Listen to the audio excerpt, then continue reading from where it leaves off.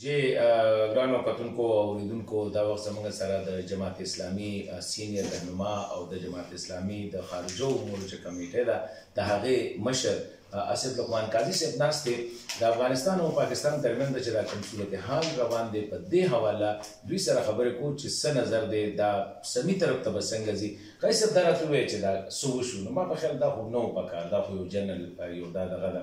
خو پاکستان بنیادي چې کوم اهداف حاصلول غوښتل یو خو راته دا ووایه چې هغه څه ستاسو په نظر کې او څه پروګرس به په هغې وشي هغه اهداف په حاصل کړي چې څه یې کولی یعنی حسن خان دې کې دوه احتمال دغه شته دی که نه چې دا سینیریو وي چې یاره دا د یو غور او فکر په نتیجه کې یو کمپریهنسیو پلان یو حصه دا حمله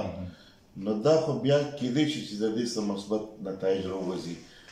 ځکه چې یوازې یوز اف فورس چې دی نو هغه د هغې نه خو مقاصد نه حل کېږي او د هغې نه بعض داسې نتایج راوځي چې په افغان معاشره کې موږ ځان ته دشمنیان هم جوړې کړو او هغه کوم چې د څلوېښتو کاله نه موږ سره یوه ښېګړه کړې ده نو هغه ټوله یو شی بیا صفر شي که دا د یو کمپریهنسیو پلان یو حصه وي دا خبره اوس راغونډول غواړي دا کار خو چې ښه و او که بد و خو بهره نه شو نو او بهرحال یعنې د هغې یو جواز دې حده پورې شته دی چې د هغې طرف نه هم حملې شوي دي زمونږ د فوج د پولیسو دا کسان پکې شهیدان شوي دي او فوج او پولیس چې دی نو دا خو یو وایټل انفراسټرکچر دی که دا سیکیورټي انفراسټرکچر کمپرومایز شي نو بیا خو د دې په نتیجه کې ټول ریاست چې دی نو هغه کمپرومایز کېږي نو په دې باندې خو هغه هم په دې پوهېدل پکار ده چې پوه وي چې دا شی د پاکستان دپاره هم قابل برداشت نه دی خو دا خبره اوس راغونډول پکار دي او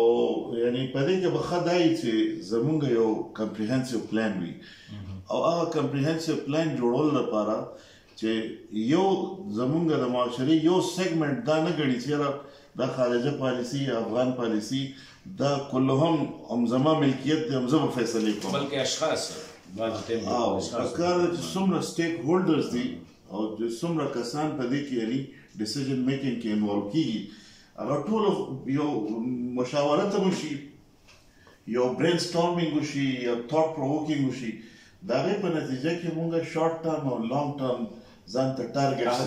اهداف خو دا راته ووایه یو پوښتنه بله کومه چې پاکستان بنیادي مسله دې ټایم کې افغانستان نه د ټي ټي پي حوالې سره ده نو طالبانو ته خو پته ده چې دا یو مسله ده او د ټي ټي پي والو ته هم پته ده چې دوی د وجې نه دواړو ملکونو تعلقات هم خرابېږي یا مسلمان دا مسلمان نو ولې په دې کې پروګرس ولې نه کېږي طالبانو د طرفه دي کابل د طرفه دا واقعي سوال چې دی نو دا بالکل یو حق بجانب سوال دی او زمونږ توقعات وو د امارت د حکومت نه چې دوی رالو نو کومې زموږ چې زړې کومې مسلې وي او د پاکستان د اړخ مسایل وو د افغانستان د اړخ مسایل وو او انټیلیجنس دواړه چې دی نو د شر دپاره لګیا او د خیر دپاره نه و لګیا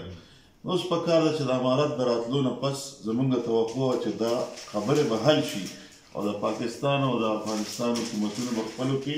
یو لاره به جوړه کړي خپلو کې به یو سلا مشوره وکړي او په دا خبره باندې مونږ پوه یو چې دا یو پیچیده مسله ده دا یو داسې مسله نه ده چې هغه په یو څو ورځو کې حل شي په یو څو میاشتو کې حل شي ځکه په دې کې بیروني انټیلیجنس هم ډېر زیات انوالو دی د مختلفو ملکونو انټیلیجنس او د هغې خپل پروګرامونه دي خپل اهداف دي د هغې نو موږ ته ډېر په غور او فکر سره ډېر په سنجیدګۍ سره دا مسله غښتل غواړي ځکه چې د دې سره زموږ د پاکستان ټوله د سلامتۍ دغه دې سره انوالو دی